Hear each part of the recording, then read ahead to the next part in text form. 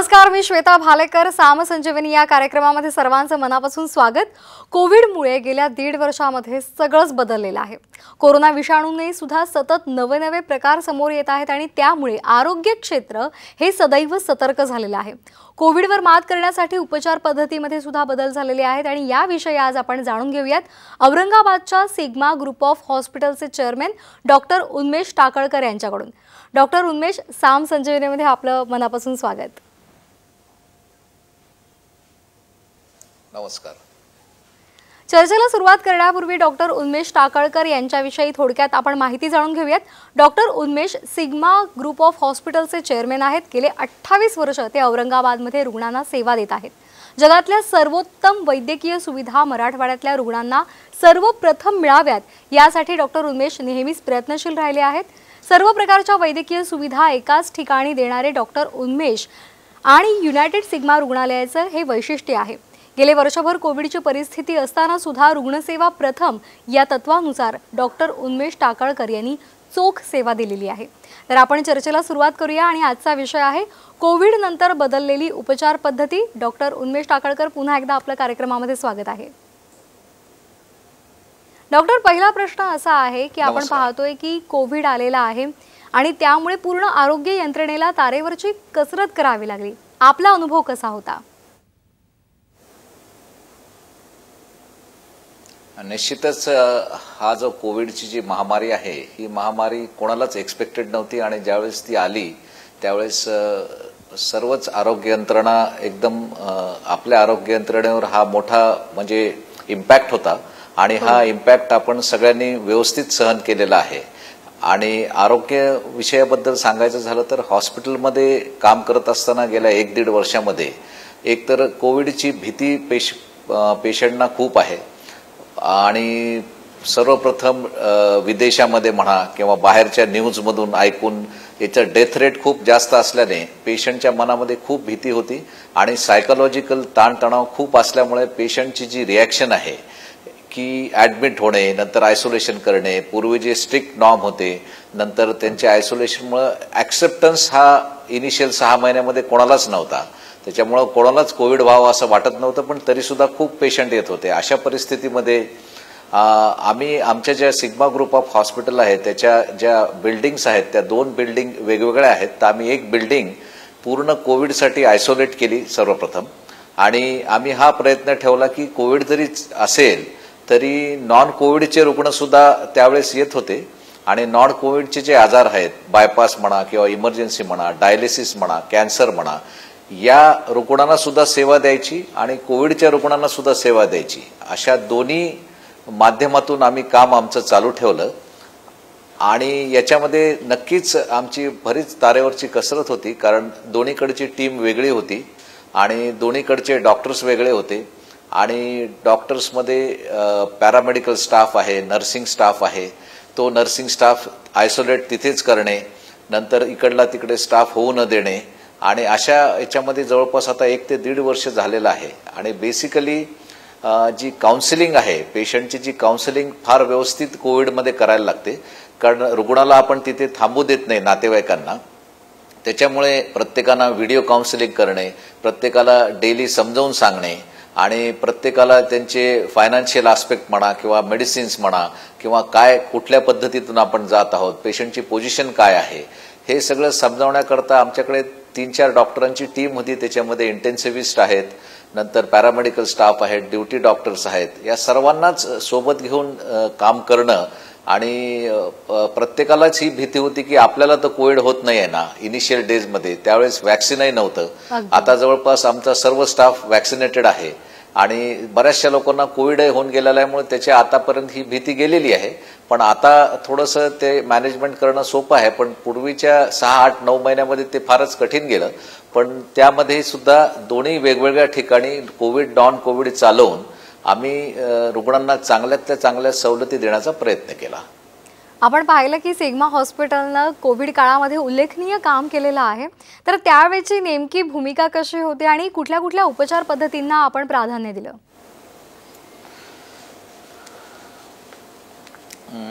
आमच्या ग्रुपमध्ये जी काही उपचार पद्धतीची स्टँडर्ड गाईडलाईन्स आहेत त्याच्या आम्ही तंतोतंत पाळल्या त्या स्टँडर्ड गाईडलाईन्स. याच्यामध्ये सरकारशी आपल्या कॉर्पोरेशनची म्हणा किंवा जे काही गाईडलाईन येते ते तंतोतंत कोऑर्डिनेशन ठेवून आपण जसं जसं होम आयसोलेशन म्हणा किंवा जे आयसोलेशनच्या गाईडलाईन आहे म्हणा, क्वारंटाईनच्या गाईडलाईन आहे, सगळं पाळून आपण यांना सगळ्या लोकांना ट्रीटमेंट केली. नंतर जे काही आधीच्या काळामध्ये रेमडेसिवीर नावाचं इंजेक्शन नव्हतं, नंतर ते इंजेक्शन आलं आणि पूर्वी जी ट्रीटमेंट होती फक्त स्टिरॉइड बेस्ड आणि अँटीबायोटिक्स आणि जी काही स्टँडर्ड ट्रीटमेंट होत्या त्याच होत्या. पण नंतर जशा जशा ट्रीटमेंट विकसित होत गेलं, आपल्याकडे इंजेक्शन अवेलेबल होत गेले, ते सुद्धा आम्ही सर्व रुग्णांना अवेलेबल करून दिले आणि त्यांच्या फायनान्शियल कन्स्ट्रेंट कोणालाही येऊ दिलं नाही. जो कोणी रुग्ण आपल्याकडे येत आहे त्यांना आपण सर्व प्रकारच्या फायनान्शियल्स ईज ठेवण्याचा प्रयत्न आम्ही केलेला आहे. आणि त्याच्यामुळं जे ज्या पद्धती नवीन डेव्हलप झाल्या, आता समजा रेमडेसिवीर आहे किंवा आधी अँटीबॉडी ट्रीटमेंट होती, पण अँटीबॉडी ट्रीटमेंट काही जास्त फायदेशीर ठरली नाही, त्याच्यामुळे ती आम्ही काही वापरली नाही. पण नंतरच्या ज्या ट्रीटमेंट आहेत, जे इंजेक्शन्स आहेत ते सर्व इंजेक्शन दिले. आता जे इंजेक्शन्स आलेले आहेत अँटीबॉडी कॉकटेल म्हणा किंवा नवीन जे ड्रग्स आलेले आहेत, त्या सर्व ड्रग्स आम्ही पेशंटला द्यायचा प्रयत्न करत आहोत. आणि हे कोलॅबरेशन सरकारच्या कोलॅबरेशन आणि हॉस्पिटलमुळे सुद्धा होत आहे. त्याच्यामुळं आणि याच्यातला सगळा मेन उद्देश आहे की आपला डेथ रेट हा कमी ठेवणे. कारण आमचा डेथ रेट हा 1% कमी आहे, जेणेकरून पेशंटला आपण जीवाला मुकू न देता मॅक्झिमम प्रयत्न करून त्याला आपण त्याच्यातून बाहेर काढलं. हेच याच्यामध्येच आपलं यश सामावलेलं आहे. कारण 80 ते 90% लोक तसेच ठीक होतात, पण ज्या 5 ते 10%ला आपल्या जीवाची भीती आहे किंवा त्यांना इंटेन्सिव्ह केअर लागतं, अशाच लोकांना बाहेर काढण्यामध्ये आपलंही कौशल्य आहे. आणि सर्वानुमते म्हणजे सरकार म्हणा, पोलीस यंत्रणा म्हणा, हॉस्पिटल म्हणा, पॅरामेडिकल स्टाफ, डॉक्टर्स या सर्वांच्या मदतीने आपण त्यांना बाहेर काढलेलं आहे. बरोबर डॉक्टर, आपण उल्लेख केला की उपचार पद्धती बदललेली आहे. कारण जी इंजेक्शन आधी लागायची ती नंतर नाही लागली, त्यानंतर त्यामध्ये अगदी प्रगती होत गेली. तर ही उपचार पद्धती नेमकी बदलली आहे म्हणजे नेमकं काय झालं त्याविषयी सविस्तर सांगाल?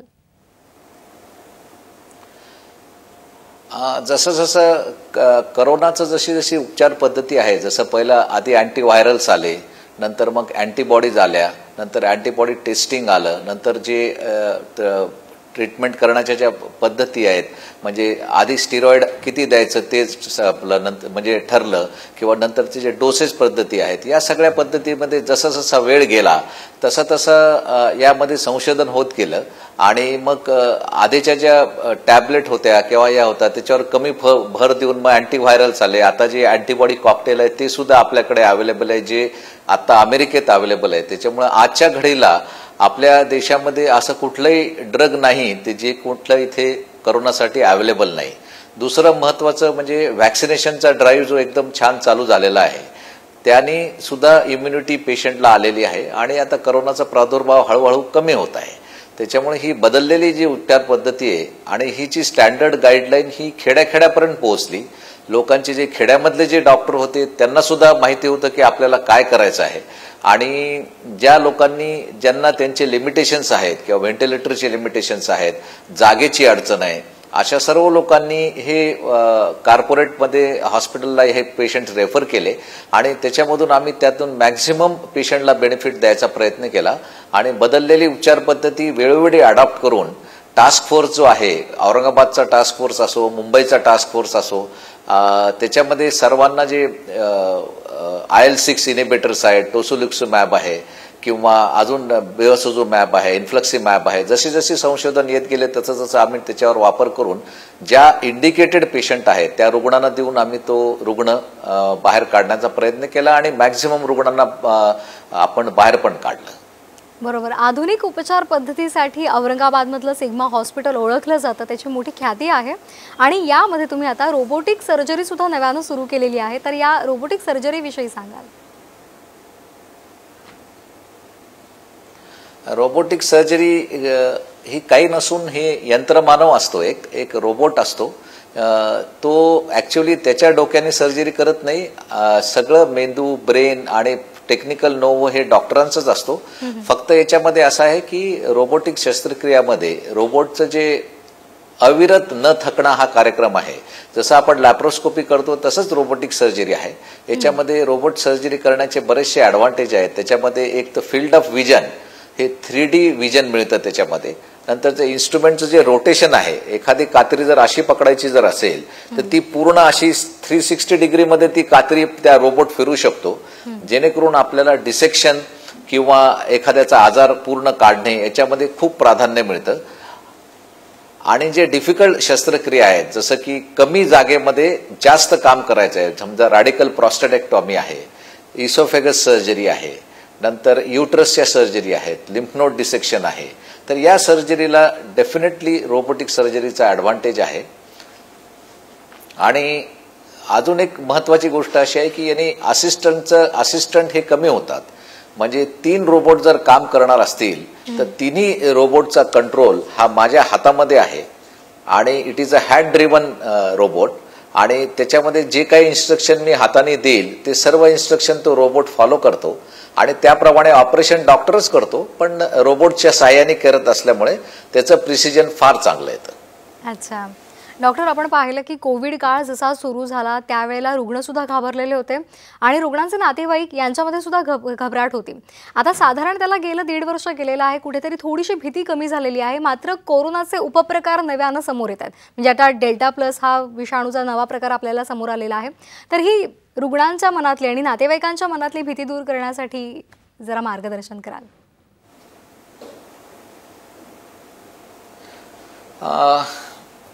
बेसिकली काय की कोरोना हा आजार खरं सांगायला गेलं तर खरंच अनप्रेडिक्टेबल आहे. आणि याच्यामध्ये सर्वात की पॉइंट जो आहे तो ऑब्झर्वेशन आहे. ऑब्झर्वेशन म्हणजे daily observation, minute to minute observation, रुग्णाला काय होत आहे. कारण जे रुग्ण 4 दिवस चांगले आहेत ते 5व्या दिवशी एकदम सिरियस होतात, जे 8 दिवस चांगले आहेत ते 9व्या दिवशी सिरियस होतात. आणि काही लोक 80 to 90% मध्ये हे रुग्ण काही न करता घरी येऊन बरे जातात.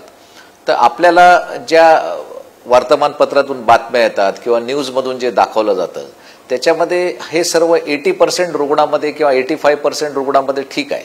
पण या 80% रुग्णाचे जे रुग्ण 10 ते 15% सिरियस होतात ते याच रुग्णामधून ते पुढे झालेले असतात. पण यांना ते रुग्ण पुढे न जाण्याकरता मेटिक्युलस ऑब्झर्वेशन फार जरुरी आहे. याच्याकरता रुग्णांच्या नातेवाईकांचं काउन्सिलिंग, त्यांच्या मनातली भीती काढून टाकणे आणि मिनिट टू मिनिट त्यांना ऑब्झर्व करणे, त्यांना शिकवणे की आपल्याला काय ऑब्झर्व करायचं आहे जेव्हा तुम्ही होम आयसोलेशनमध्ये आहात आणि जेव्हा तुम्ही हॉस्पिटलमध्ये आहात त्यावेळेस त्यांना मिनिट टू मिनिट ऑब्झर्व करणे. आणि काही वेळेस काय होतं की कोरोनाचा रुग्ण जर आयसीयू मध्ये सिरियस आहे तर तो रुग्ण चे जे हिमोडायनॅमिक अनस्टेबिलिटी म्हणा किंवा त्याचे जे पॅरामीटर्स चेंज होतात त्या चेंज झालेल्या पॅरामीटरला विदिन आवर्स किंवा विदिन मिनिट जर तुम्ही ऍक्शन घेतली तर ते रुग्ण लगेच ठीक होऊ शकतात.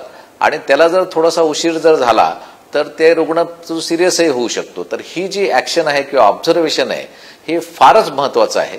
आणि रुग्णाच्या नातेवाईकांना वेळोवेळी काउन्सिलिंग करणे, त्यांना समजून सांगणे की याचं आउटकम काय होऊ शकतं.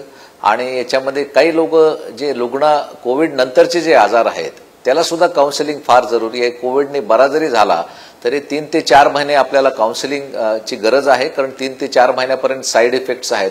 जसं तुम्ही म्युकॉरमायकोसिस आहे, ब्लॅक फंगस जे दाखवलं आपण, नंतर कोविड नंतर डायबिटीस होतो, कोविड नंतर हातपाय दुखणं होतात, कोविड नंतर बराचसा विकनेस येतो, काही लोकांना हार्ट अटॅक आलेले आहेत, हार्ट अफेक्शन झालेलं आहे. तर या सर्वांचं काउन्सिलिंग करून त्यांच्या मनातली भीती आपल्याला काढून टाकायला पाहिजे आणि रेग्युलर ट्रीटमेंट घ्यायला इन्सिस्ट करायला पाहिजे. अगदी डॉक्टर, आपण बरोबर सांगितलं की समुपदेशन होणं सुद्धा गरजेचं आहे. तर सामसंजीवनी या कार्यक्रमामध्ये वेळ झाले छोट्याशा ब्रेकची. पाहत रहा साम टीव्ही.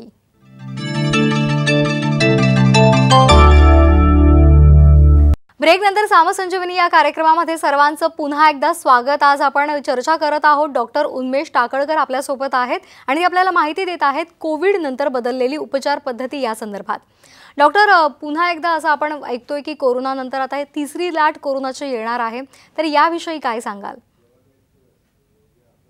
कोविडची 3री लाट ही येणार आहे असं सर्वजण चर्चेत आहेत. पण सगळ्यात महत्त्वाचा मुद्दा असा आहे की व्हिरुलन्सची ही जी सायकल आहे व्हायरसच्या ही सायकल येतच असते, पण आपण याच्यामध्ये जर काळजी घेतली तर ही तिसरी लाट नक्कीच येणार नाही याचं आपल्याला खात्री वाटते. काळजी म्हणजे काय, सोशल डिस्टन्सिंग, कोविड बिहेवियर हे सर्वांनी जर व्यवस्थित जर पाळलं तर माझ्या मते तिसरी लाट येण्याची शक्यता फारच कमी आहे. दुसरं म्हणजे व्हॅक्सिनेशनचं जे प्रमोशन आहे, प्रत्येकाने व्हॅक्सिन घेतलंच पाहिजे. आत्ता काल परवापासूनच 18 वर्षांच्या सर्व व्यक्तींना व्हॅक्सिनेशन दिलेलं आहे, तर त्याच्यामुळे सर्वांनी व्हॅक्सिनेशन आवर्जून घ्यावं, लवकरात लवकर घ्यावं, जेणेकरून आपले जितके मॅक्झिमम लोक व्हॅक्सिनेट होतील तर त्या निमित्ताने ही तिसरी लाट आपल्याकडे येणारच नाही.